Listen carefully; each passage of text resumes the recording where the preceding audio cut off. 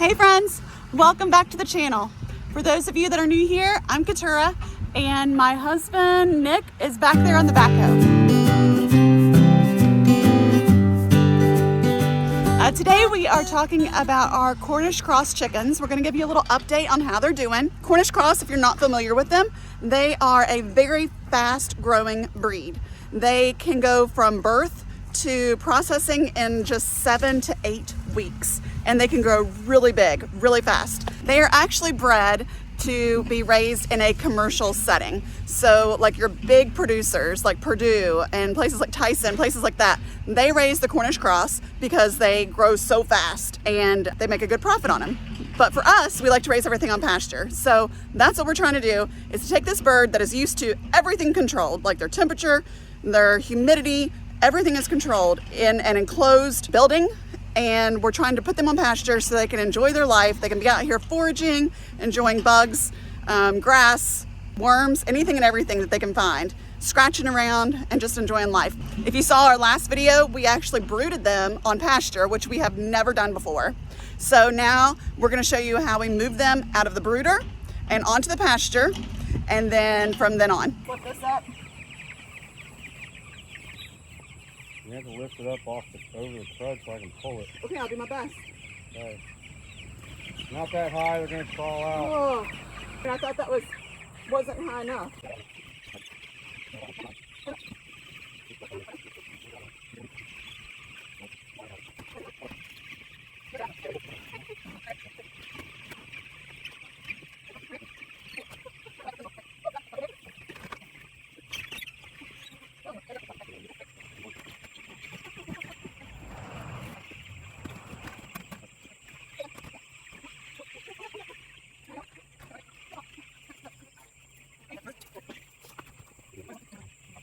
Well, that worked out pretty good. Now that they're on grass, we don't have to have the risers anymore, the green risers underneath the waters, because they're not going to be able to track anything in to the waters.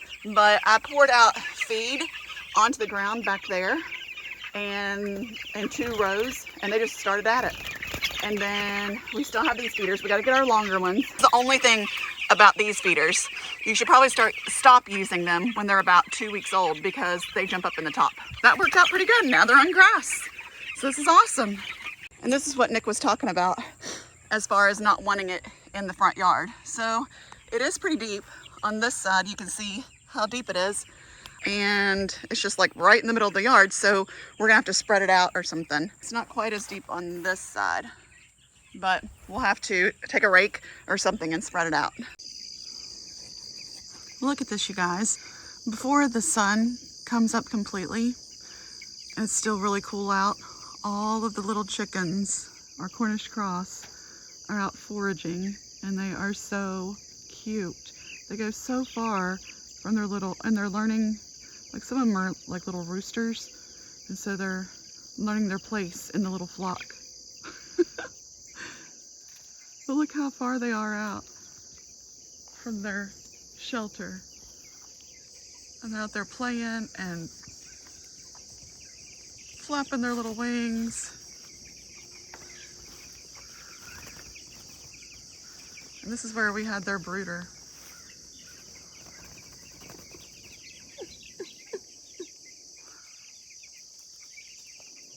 There's a few of them that are in there, but the dogs just barked. And when the dogs bark, they go back in. Look at those two. Y'all are so cute. And all we did was lift up the Siscovich tractor with these blocks, and that way they can go out. We're gonna get rid of the Siscovich tractor soon, and then we'll just have our one chicken tractor and our tarps. All right, so it's been about 2.5 weeks since the last, what you just saw there, and just give you an update on kind of what we've done. You see the patch of brown down there. That's the that was what was under their brooder. So we moved them. We just brought them down the yard, and then we brought them down and around this this little bump out here in the fence. And now we brought them back up, and as soon as, I think tomorrow, we'll bring them up the next level, and then we'll be able to start running them back down the yard and just start meandering back and forth around the yard. And hopefully, so they started down by the car, by the tractor over there, and hopefully we'll be able to go back and forth and end up back by back by the truck. Just to, I guess it's really not that big of a deal. It's just, I don't know, it's satisfying to me to be able to start and stop in the same place. So they're, what'd you say? They're 5 weeks old now. About 5.5 weeks. So they're getting there. They're good. They're getting to be pretty good size. But it's about 6:30, something like that in the afternoon. We fed them this morning. We're feeding them again. So the feeders we have that took about 50 pounds of feed to fill them all up. So this looking like they're pretty well empty. That one there doesn't. They never empty that one. Seems like. And this one's not empty. Not empty. So they'll probably take another. They'll probably be on a 75 to 80 pounds worth of feed a day right now. I think there's 241 or 2 still with us, and we had 250 to begin with. So we're doing pretty good as far as the mortality rate goes. But you see our setup. We're just going. We went simple this year just to try it. We had 2 pop-up tents for the farmers markets, and we just went out and bought another one. Dunham's had them on sale. Picked that up pretty cheap. So it's easy to move. You know, they just pick them up and set them down. Like we can move these by ourselves, and the one with the water is a little bit trickier, but it drags. I can pick up this end and drag it uphill or drag it around by myself, but it's a little bit, it's lighter than what we had last year. And last year I needed, we built what we built for the cold weather months. Like obviously I wouldn't be doing this in March or even late September kind of thing. If we had another batch after this, we'd have to have something with some sides on it. For one, I guess we go with this kind of setup mostly because you have the Scovich style, the South tractors, but I guess personally for me, when I think free range, I like to let them roam around, right? I mean, obviously it's sunny and they're staying within the shade, but at night, we have this big shade here from the house, and then the trees over here, they cast a big, pretty wide shadow, and the birds all spread out. They spread out like, I don't know, probably 30-foot span. Like I said, we got the fence all the way around. That's keeping the critters out, so they're safe. But I like to look out and see the birds all spread out and have their own space and whatnot. But yeah, and this is easy with the tents and the other coop we had. It was easier to get in and move around. There's just more space. We scare the birds around, and they're not confined. They can get out from under our feet a little easier. We had the Scovich tractor to brood in, and for me, it's not bad. It's not bad if you're not quite as big. I didn't fit in it very well, just to be blunt. It was a little bit short and it was a little bit narrow kind of thing. I couldn't stand up in the middle of it, which isn't a big deal because I couldn't stand up in the middle of the ones we had last year, but I was able to pull the feeders out and the waters out and stuff like that a lot easier with our other setup. With the Scovich tractor, with the birds underfoot, it was hard for me to navigate. So I would typically stand outside, and Keturah would go in, and she would she'd pull the feeders and she'd hand them to me at the door and hand me the waters and that kind of stuff. But it worked out. It just wasn't the most convenient for us. So we're doing it this way, and I don't know, we'll see how this evolves. Every year we try something different, it seems like, and it's just evolution of the product. It kind of stinks as far as the budget's concerned, but this year we already had everything. We just bought one tent that I can use for the farmer's market or whatever. If we have work out in the field or something, I can always take it and use it for that. But yeah, so they're doing pretty well, and hopefully they keep doing well. They got another 2 weeks or 2.5 weeks or something like that, so we're getting pretty close. Yeah, early September we ought to be taking them up to the processor, and this year we're going to Pleasant Valley Poultry in Baltic, Ohio. So that's, I say, unfortunately the closest place to us. It's just under 4 hours, but these guys over here getting a shower.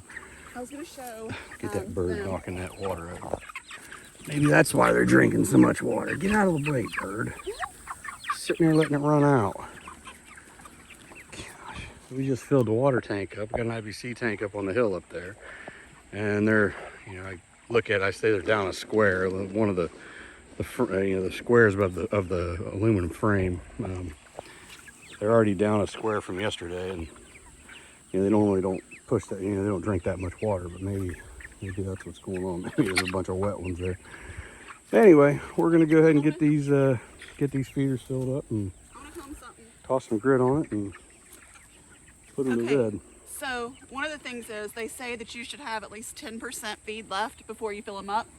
So we have that big one that they haven't touched. We have a lot of it over there. So we definitely have 10%, but you don't want to put fresh feed on top of the old feed. So we always move the old feed down to the end, and then we just fill it up with the feed. And then we sprinkle, we do top cover on our grit. So we just sprinkle it down on top of the feed. And so far it's worked pretty good. So far so good. Yep. All right, we're gonna go ahead and feed them, and I don't know if we'll cut this video off here or not. Probably not. We'll probably add to it, but if we don't, we'll see you on the next one. If we do, I'll be right back. All right, you guys. So we have been talking to you about the chickens, but I wanted to share with you what just happened. So the other day, we put these two in with our little herd, okay? And 3 of them, we didn't video it because it was kind of crazy, but 3 of them are girls, and I think they were all 3 in heat, and they were horrible. Like, they bit both of them, they would chase them, they were ramming them, all kinds of stuff. It was horrible. It actually sent Brooder into what I think is shock. And he didn't eat for 3 days, which is not good at all.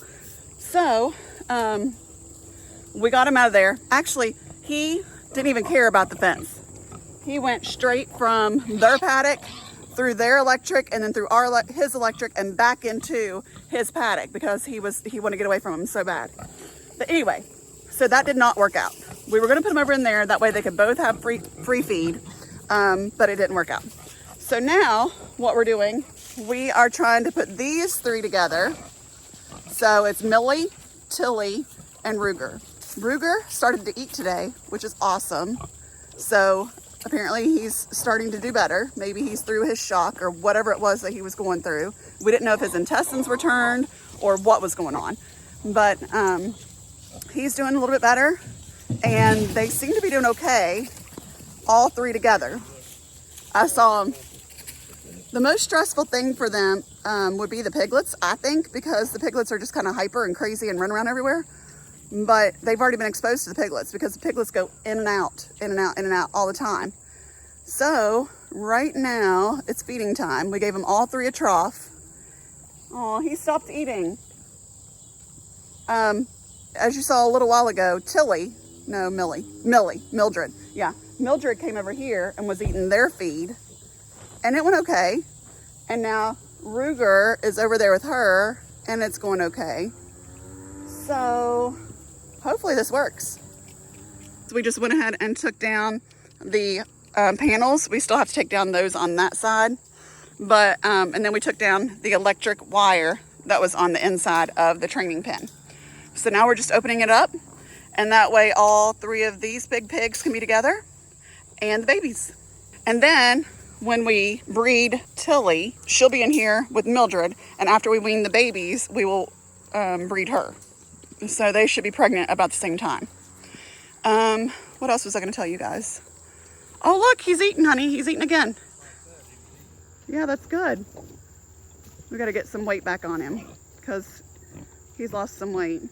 Oh, I know what I was going to tell you guys. So Nick and I didn't think it would be a problem for Brooder and Tilly to go in with these guys because they're like twice the size and they're a lot older. So we thought, if anything, that she would roll them, like she would, keep them from bullying them. But they were pretty much awful. It was horrible. It was really sad and stressful.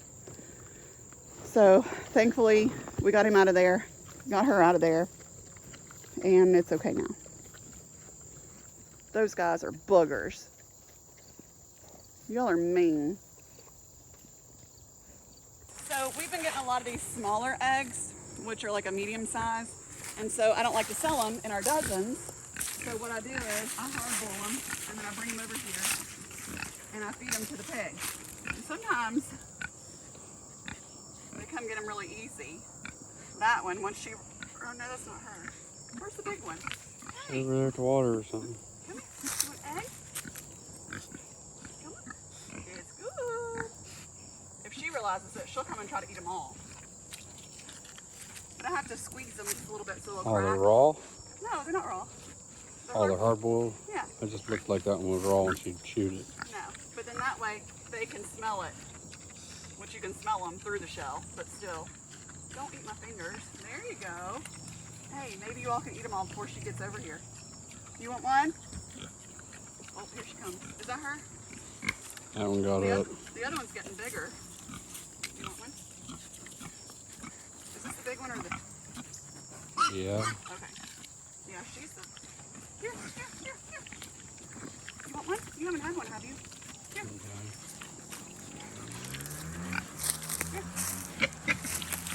There you go. Last one. There you go. Woo! Yay! Happy piggies. Alright, so the sun went down. It's completely behind the hill. You can kind of see what I meant about the chickens spreading out at night. They, you know, they've got as much room as they want, right? So they can, they're still in little, kind of piled up in groups, but they, you know, they got enough space between them, and they can be as comfortable as they want to be. So that's one reason that I like having them out with no sides on them, basically. All right, guys. So that's it for this video. Here recently, we've had a lot more viewers and subscribers. So thank you. We really appreciate you guys. And we finally got over our watch hours. Yeah. So we finally got up to monetized. Yep, finally monetized. So 4,000 watch hours. So thank you for that. That's awesome. If you haven't subscribed yet, please hit the subscribe button and the notification bell. And we will see you on the next video. Bye.